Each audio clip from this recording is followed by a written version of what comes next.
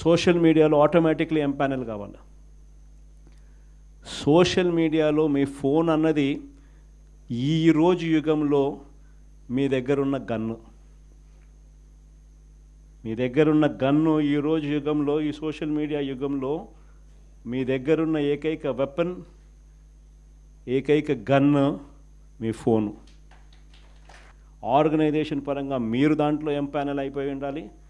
మీతో పాటు మీరు క్రియేట్ చేసి ఆర్గనైజేషన్ గ్రామస్థాయి దాకా కూడా ఆ ఆర్గనైజేషన్లో పార్టీ కావాలి. ప్రతి ఒక్కరి చేతిలోనూ కూడా మీకు అన్యాయం జరిగితే ఆ అన్యాయం నాకు జరిగింది అని చెప్పి మీరు ఆ మాధ్యమంలో మీరు చెబితే ఆ మాధ్యమం ద్వారా పార్టీ హైకమాండ్ మా దాకా కూడా తెలియడమే కాకుండా రాష్ట్ర వ్యాప్తంగా ఉన్న మొత్తం వైఎస్ఆర్సీపీ శ్రేణులందరికీ కూడా ఈ మెసేజ్ వెళ్ళిపోవాలి. ఎవరికి ఎక్కడ ఏ అన్యాయం జరిగినా కూడా మొత్తం పార్టీ తనకు తోడుగా నిలబడే కార్యక్రమం జరగాలి. ఇది విజన్. నా జిల్లా ప్రోగ్రాములు కూడా మళ్ళీ ఉంటాయి. నా ప్రోగ్రాంతో పాటు చివరిలో నా పాదయాత్ర కూడా ఎట్టగో జరుగుతుంది.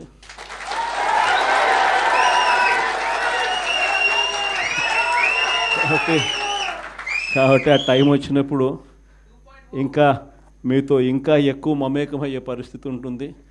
ఇంకా ఎక్కువ మీ జిల్లాలలో మీతో పాటు కలిసి ప్రయాణం చేసే పరిస్థితులు ఉంటాయి.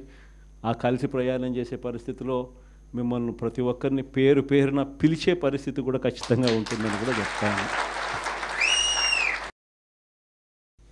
ఈరోజు వైఎస్ఆర్సీపీకి సంబంధించి రాష్ట్ర వ్యాప్తంగా ఉన్న స్టేట్ కమిటీ సభ్యులు, అదేవిధంగా డిస్ట్రిక్ట్ ప్రెసిడెంట్లు, కాన్స్టిట్యుయెన్సీ నియోజకవర్గ యూత్ ప్రెసిడెంట్స్, మిమ్మల్ని అందరినీ కూడా ఈరోజు ఇలా కలవడం చాలా సంతోషంగా ఉందని ఈ సందర్భంగా తెలియజేస్తాను. పార్టీలో క్రియాశీలకంగా ఈ కన్స్ట్రక్షన్ కార్యక్రమం అనేది చేస్తూ ఉన్నాం. ప్రతిపక్షంలో ఉన్నాం. ప్రతిపక్షంలో ఉంటూ ప్రభుత్వం పనిచేస్తూ ఉన్న విధానాన్ని ప్రశ్నిస్తూ, ప్రభుత్వం ఇచ్చిన హామీలను ఆ ప్రభుత్వం ఎగరగొడతా ఉన్న నేపథ్యంలో ఆ ప్రభుత్వాన్ని గట్టిగా నిలదీస్తూ, నిద్రపోతూ ఉన్న ఈ ప్రభుత్వాన్ని మేలుకొల్పే ప్రయత్నం గట్టిగా చేస్తూ ఉన్నాం. చేసే ఈ ప్రక్రియలో ఆర్గనైజేషన్ పరంగా ఇంకా మనం బలంగా ఎదగాలి. ఎదుగుదల అన్నది ఎందుకు అవసరము, ఎందుకంత ఇంపార్టెంటు అన్నది క్లుప్తంగా చెప్తాం. ఈరోజు మన పార్టీని చూసినప్పుడు చాలామంది ఎమ్మెల్యేలు కొత్త వాళ్ళే. మన పార్టీ వచ్చినప్పుడే 2011లో మన పార్టీ మనం స్థాపించిన పరిస్థితుల మధ్యలో గమనిస్తే,